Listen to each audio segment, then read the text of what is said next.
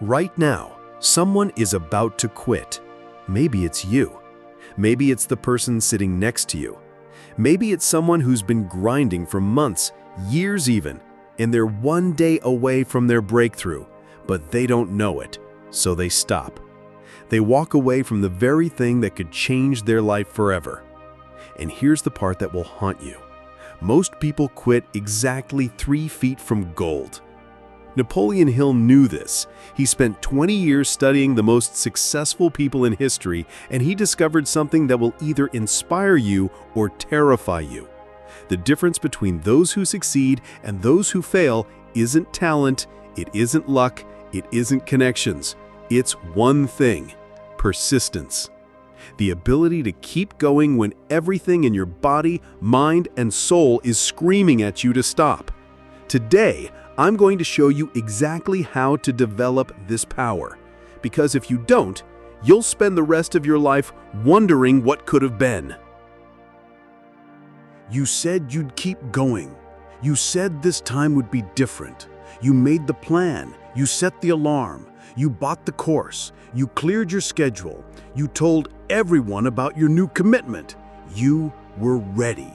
And then you woke up tired. Mentally, physically, spiritually. Tired of trying. Tired of failing. Tired of caring so much and moving so little. So you paused. Just for a moment, but the moment stretched into a day. Then a week. Then that familiar voice returned, the one that's been with you since childhood. Maybe it's not meant for me. Maybe I'm not cut out for this. Maybe I should just accept where I am. But here's what Napoleon Hill would say. Every failure brings with it the seed of an equivalent success if you don't quit. This is not about motivation. This is about will, the invisible fire that keeps burning long after inspiration is gone. This is about persisting when nothing's working and doing it again and again until you become the kind of person who finishes no matter what. Hill studied Andrew Carnegie, Henry Ford, Thomas Edison, and hundreds of other giants, and he discovered they all shared one trait. They had developed what he called the persistence habit. The ability to continue in the face of defeat, to view failure not as a stop sign, but as a detour, to understand that every no brings you closer to yes. Edison failed over 1,000 times before inventing the light bulb. When asked about his failures, he said, "I didn't fail 1,000 times. I found 1,000 ways that don't work." That's persistence. That's the mindset that separates the successful from the mediocre. And if you don't have it yet, you're about to learn it. Most people quit right before the finish line. Not because they're weak, but because the resistance gets strongest right before the breakthrough. The universe has a test. Every time you push, it pushes back. It wants to know, do you mean it this time? Are you serious about this goal? Or are you just another dreamer who'll fold at the first sign of real difficulty? Hill wrote, "Persistence is to the character of man what carbon is to steel. It's not optional. It's what makes you unbreakable." Think about steel for a moment. Without carbon, it's just iron, soft, malleable, easily broken. But add carbon, it becomes one of the strongest materials on Earth. Persistence is your carbon. Without it, you're just another person with good intentions. With it, you become unstoppable. But here's what nobody tells you about persistence. It's not about feeling strong. It's about moving forward while feeling weak. It's not about confidence. It's about courage, the willingness to act despite fear. So how do you keep going when your body says no? When your emotions say stop? When your brain says, what's the point? When everyone around you thinks you're crazy? When the bank account is empty? When the rejections pile up? When you can't see any progress? You don't wait for motivation. You don't wait to feel ready. You don't wait for permission. You move anyway. One more sentence, one more rep, one more call, one more day. Because that's when it starts to count. Hill discovered something remarkable in his research. The most successful people weren't the most talented. They weren't the smartest. They weren't the luckiest. They were the ones who kept going when everyone else stopped. They understood a fundamental truth. Failure is not the opposite of success, it's the pathway to success. Every no teaches you something. Every setback reveals a weakness in your approach. Every obstacle forces you to grow stronger. But only if you keep going. Only if you treat each failure as feedback, not as a verdict. There's a moment in every journey, Hill called it the testing point, where everything goes wrong at once. Your plan fails. Your support system disappears. Unexpected obstacles appear. This is not punishment. This is the universe asking, how badly do you want this? Most people answer with their actions, not enough to fight for it. But the persistent few answer differently. They say, I want this more than I want comfort. I want this more than I want approval. I want this more than I want to avoid failure. And they keep moving. Most people confuse motivation with will. Motivation fades. Will builds. Hill observed that failure doesn't come from lack of talent. It doesn't come from lack of opportunity. It comes from lack of follow-through. He wrote, "Those who win are those who keep going, long after everyone else has stopped." Will is a decision, reinforced by action, not emotion. Every time you say, "I'll do it tomorrow," your will gets weaker. But every time you move, even when you're tired, you strengthen it. Let me tell you something that might shock you. The most successful people Hill studied weren't naturally persistent. They developed it. They trained it. They built it like a muscle. And they did it by understanding 4 fundamental truths about willpower. Truth number 1. Willpower is not about feeling strong. It's about acting despite feeling weak. Carnegie told Hill, "I don't wait until I feel like working. I work until I feel like working." That's the difference. Most people wait for the feeling to drive the action. Successful people use action to create the feeling.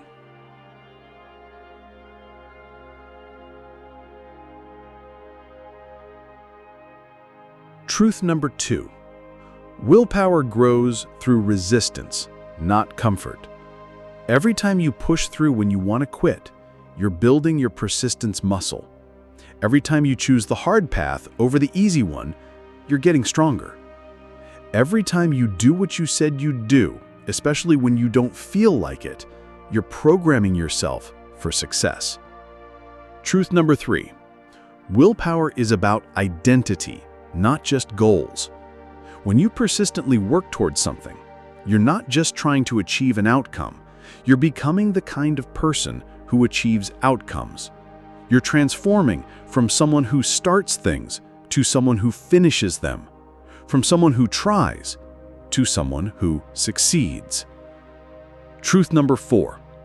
Willpower feeds on itself. The more you use it, the stronger it gets. The more you prove to yourself that you can keep going, the easier it becomes to keep going. Success creates momentum.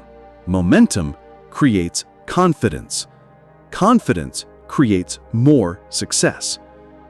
But here's why most people never develop real willpower.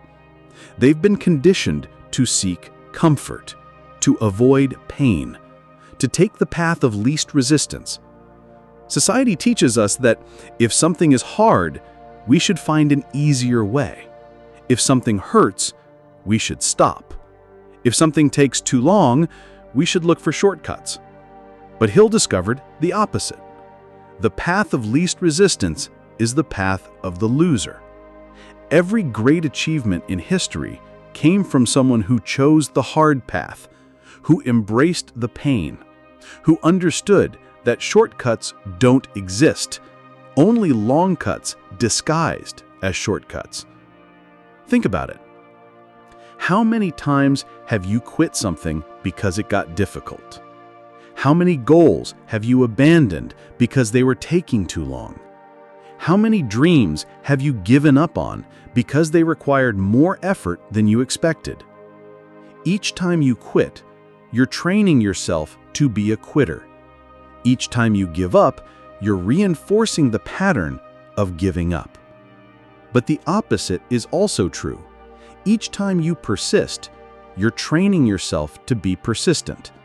Each time you push through, you're building your capacity to push through. This is why Hill emphasized, persistence is a habit. Like all habits, it can be developed. You don't need to be born with it. You don't need special genes. You don't need perfect circumstances. You just need to make a decision. I will not quit, no matter how I feel. And then prove it to yourself one day at a time. Persistence isn't something you're born with. It's something you build. Just like strength, just like skill. It starts small, unseen, unimpressive. You sit down to write even when the words won't come. You show up to the gym even if all you do is stretch. You make the calls even when you're afraid of rejection. You keep your promises to yourself, especially when no one's watching. That's how persistence grows. Through friction, through repetition, through days that feel empty but still count. Napoleon Hill said, "Persistence is the sustained effort necessary to induce faith." In other words, you don't wait until you believe. You act until belief shows up. Most people do the opposite. They wait to feel confident. They wait to feel inspired. They wait to feel ready. And so they never start. Or worse, they start 10 times but finish nothing. Persistence means you stop chasing the feeling of progress and start becoming the kind of person who progresses anyway. But how do you actually build this? How do you train persistence like a muscle? Hill gave us a precise formula based on his study of the most persistent people in history. Step 1. Start with micro commitments. Don't try to run a marathon on day 1. Commit to running around the block. Don't try to write a book in a week. Commit to writing 1 paragraph. Don't try to transform your entire life overnight. Commit to 1 small change. The goal isn't to achieve something massive. The goal is to prove to yourself that you can keep a promise. Step 2. Make it non-negotiable. There's a difference between "I'll try to do this" and "I will do this." Try gives you permission to fail. Will removes that option. When Hill studied successful people, he noticed they used different language. They didn't say, "I'll try to wake up at 5 a.m." They said, "I wake up at 5 a.m." Not, "I'll try to write every day." I write every day. Small difference in words, massive difference in mindset. Step 3. Track your persistence, not just your results. Most people track outcomes. Did I lose weight? Did I make money? Did I get the promotion? But Hill discovered something interesting. The most persistent people tracked their persistence. Did I show up today? Did I do what I said I'd do? Did I keep going when I wanted to quit?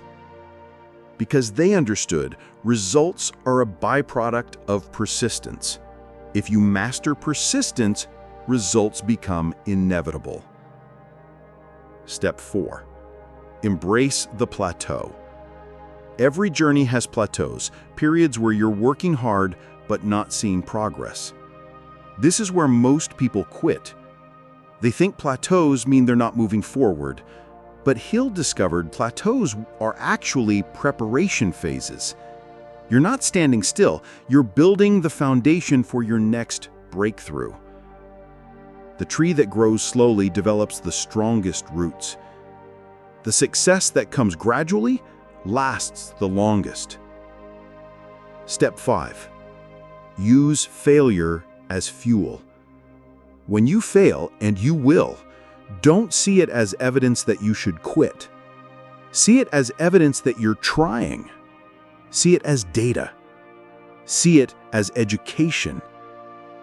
Hill interviewed hundreds of successful people, and every single one had failed more times than average people had even tried. The difference? They viewed failure differently.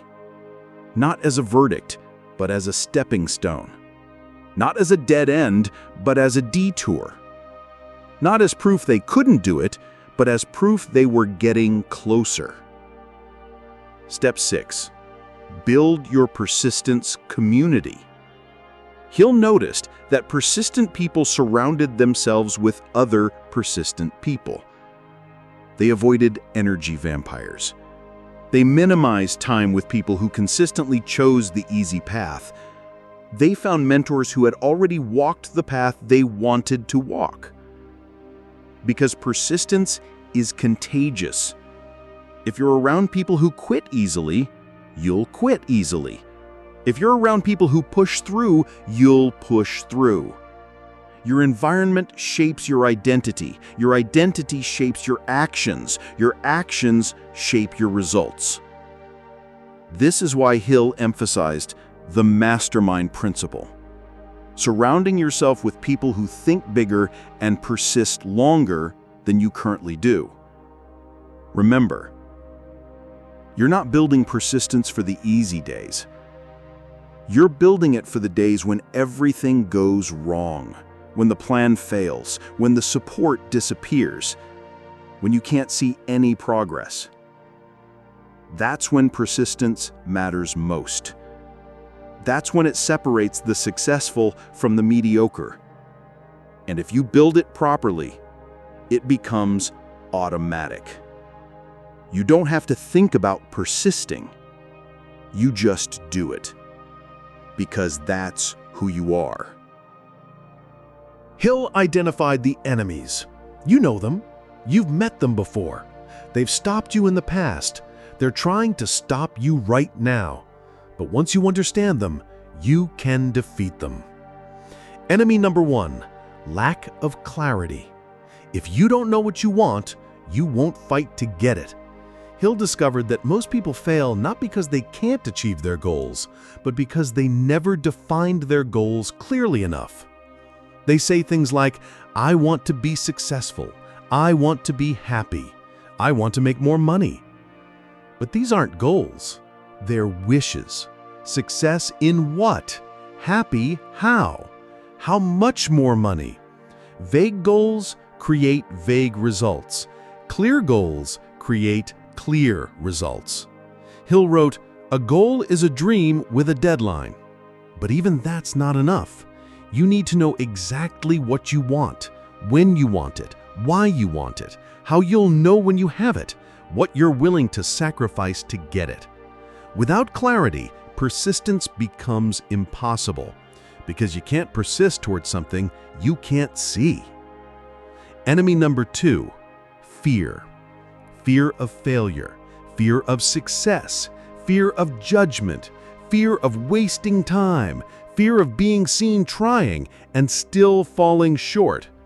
Hill spent years studying fear, and he discovered something fascinating. Fear is not the opposite of courage, it's the raw material of courage. The most courageous people aren't fearless, they're people who feel fear and act anyway. They understand that fear is just information. It's your mind's way of saying, this matters to you. The bigger the fear, the more important the goal. But here's what most people don't understand about fear. It's not trying to stop you. It's trying to prepare you. Fear makes you more careful, more thoughtful, more strategic. The problem comes when you let fear make your decisions, when you let it stop you from taking action. Hill's solution was simple. Do the thing you fear, and the death of fear is certain.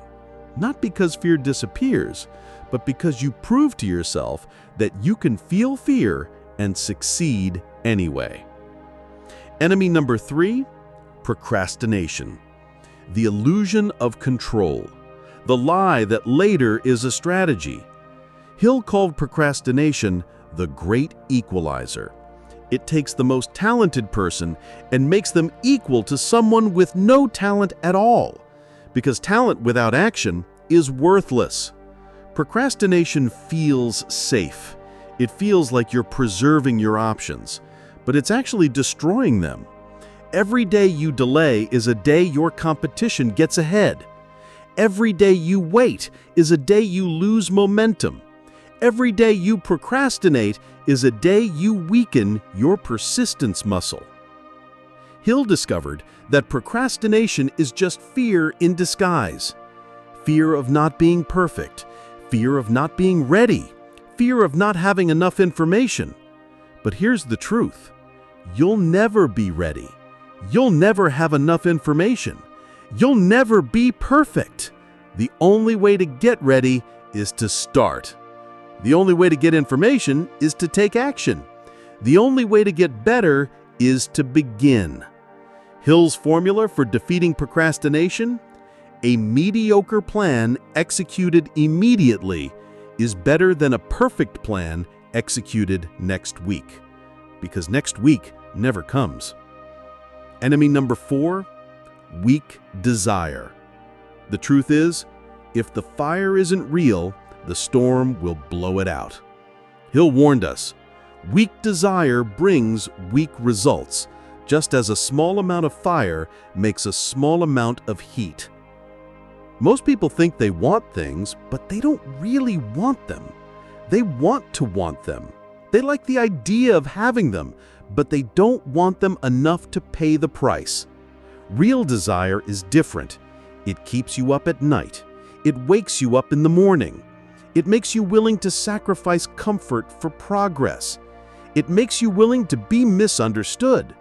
It makes you willing to work when others are playing. It makes you willing to keep going when others quit. Hill studied the difference between wishes and burning desire. Wishes are passive. Desire is active. Wishes hope for circumstances to change. Desire changes circumstances. Wishes wait for opportunities. Desire creates opportunities. Wishes quit when things get difficult. Desire gets stronger when things get difficult. How do you know if your desire is strong enough? Ask yourself, what am I willing to give up to get this? If you can't answer that question, your desire isn't strong enough.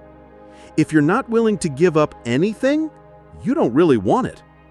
But if you can clearly identify what you're willing to sacrifice, if you're willing to give up comfort for growth, if you're willing to give up approval for authenticity, if you're willing to give up security for possibility, then your desire is strong enough to fuel persistence. And persistence is the proof of desire. You either want it or you don't. And if you do, you move through fear. You move through tired. You move through doubt. You move through procrastination. You move through weak desire, and you show up anyway. Because that's what persistent people do. They show up anyway.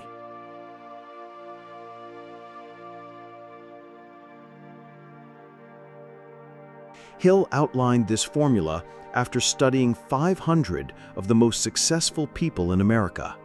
Simple, brutal, effective. Step 1, a definite purpose. You must know exactly what you want, not kind of, not sort of, exactly. Hill wrote, "There is one quality that one must possess to win, and that is definiteness of purpose, the knowledge of what one wants, and a burning desire to possess it." Most people are like ships without rudders. They drift wherever the current takes them. They react to circumstances instead of creating them. They let life happen to them instead of happening to life. But persistent people are different.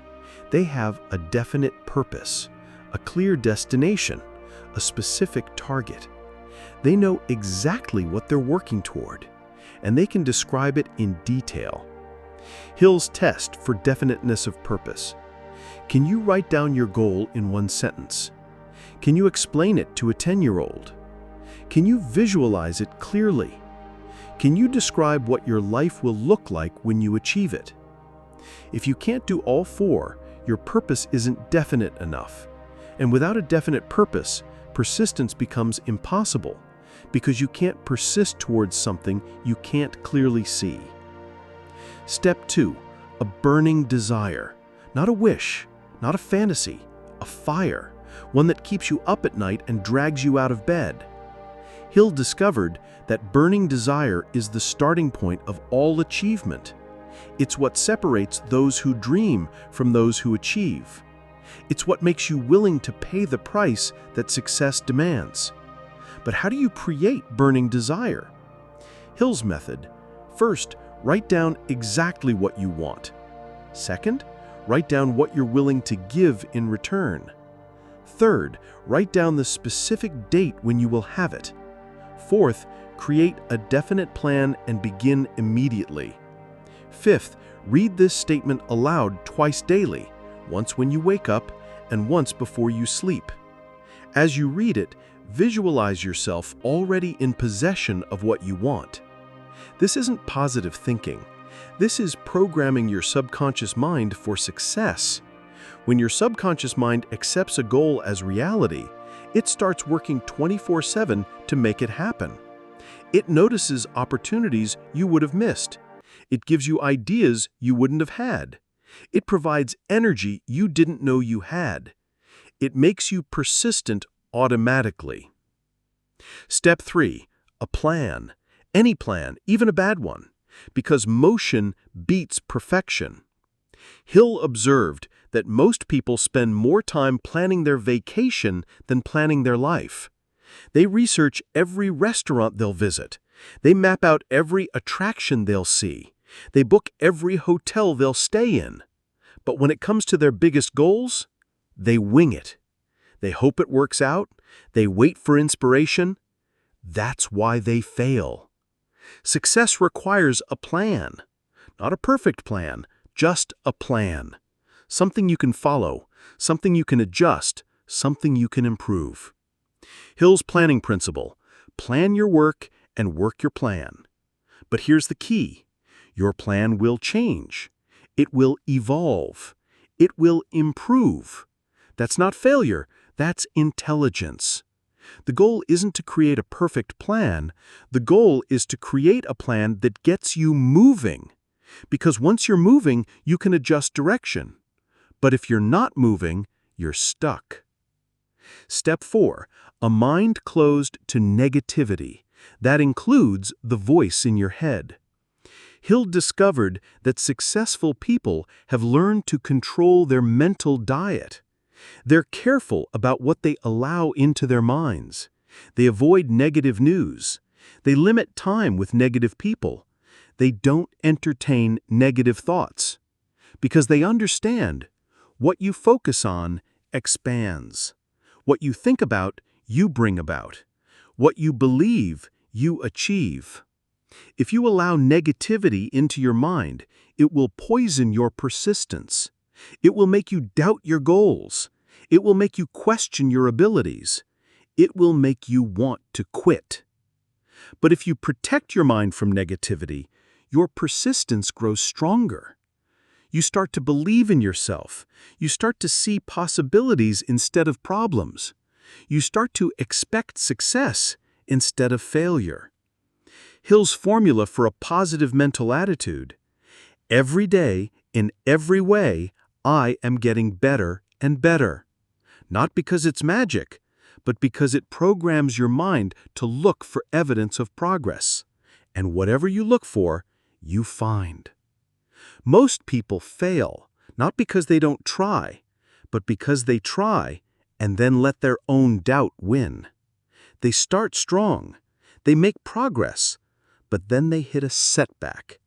And instead of seeing it as temporary, they see it as permanent. Instead of seeing it as feedback, they see it as failure. Instead of seeing it as a detour, they see it as a dead end. Persistence silences that voice, not by arguing with it, but by acting in spite of it, by proving through action that you can succeed, by demonstrating through results that you won't quit, by showing through persistence that you're different. These 4 steps aren't suggestions, they're requirements. You can't skip any of them. You can't half-do any of them. You must commit fully to all 4. Because persistence isn't built on good intentions. It's built on definite actions, repeated daily until they become automatic, until they become who you are.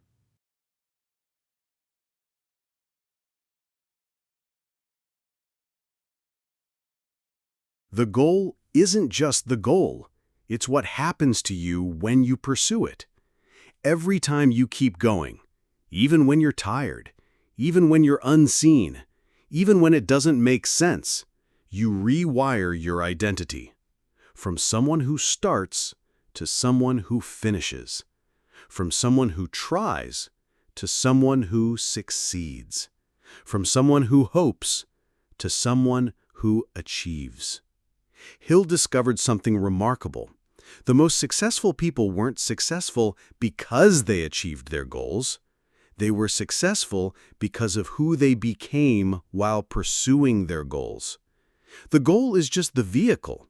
The real prize is the person you become. Think about it. When you develop persistence, you don't just achieve one goal, you develop the ability to achieve any goal. When you learn to keep going when things get tough, you don't just solve one problem, you develop the capacity to solve any problem. When you build the habit of finishing what you start, you don't just complete one project, you become the kind of person who completes projects. And once you become that person, success becomes inevitable. Because successful people aren't successful by accident. They're successful by design. They've designed themselves to succeed. They've built the habits that create success. They've developed the mindset that expects success. They've become the person who naturally succeeds. Hill called this success consciousness. It's not about what you do. It's about who you are. And who you are is determined by what you do consistently. Every day you persist, you're voting for the person you want to become. Every day you quit, you're voting for the person you want to remain. Your actions are your votes. Your votes determine your identity. Your identity determines your destiny. This is why Hill emphasized, what the mind can conceive and believe, it can achieve. But there's a part of that quote most people miss. You must become the person who can achieve it. You must develop the characteristics that success requires. You must build the habits that create the results you want. You must persist until you become the person your goals require you to be. And here's the beautiful thing. Once you become that person, the goals become easy. Not because the work becomes easier, but because you become stronger. Not because the obstacles disappear, but because you become more capable of overcoming them. Not because the path becomes shorter, but because you become more willing to walk it. You don't need more time. You don't need more talent. You don't need more resources. You don't need more luck. You need one decision. I will not stop, no matter how I feel. That's the edge. That's the shift. That's the moment everything changes. And in time, the results show up. The breakthrough comes. The success manifests. And people will ask how you did it. They'll think you were lucky. They'll think you were gifted. They'll think you had advantages they didn't have. But you'll know the truth. You were just tired, and you kept going anyway. You were just scared, and you acted anyway. You were just uncertain, and you moved anyway. You were just human, but you developed a superpower. The power to persist. The power to continue. The power to never give up. And that power changed everything.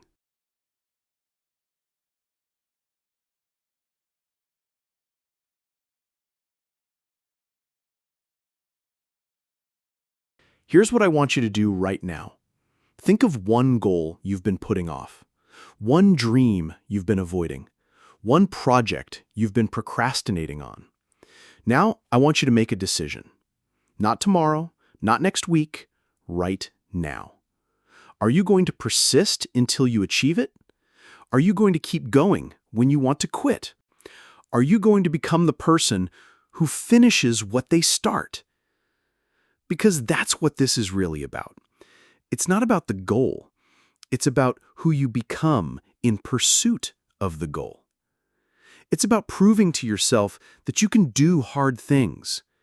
It's about developing the one quality that separates winners from losers. Persistence. Hill spent 20 years studying success, and he reduced it to one simple truth. Persistence is the direct result of habit. So start building the habit. Today, right now. Take one small action toward your goal. Write one sentence. Make one call. Do one rep. Send one email. Take one step. And then do it again tomorrow. And the day after that. And the day after that. Until it becomes automatic. Until it becomes who you are. Until you become the person who always finishes what they start. Because that person can achieve anything. That person can overcome any obstacle. That person can create any result. That person is unstoppable. And that person is you. If you choose to persist. If you choose to keep going. If you choose to never give up.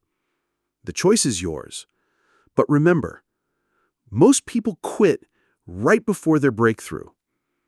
Don't be most people. Be the person who keeps going. Be the person who persists. Be the person who wins. Because the world needs what you have to offer.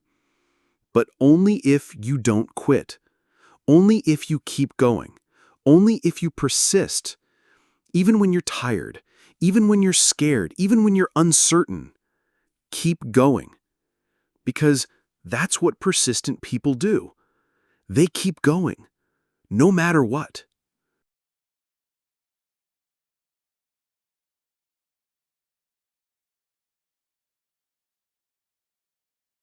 If this video hit you in the gut, if it spoke to that part of you that's been wanting to give up, if it reminded you why you started in the first place, then don't let this feeling fade.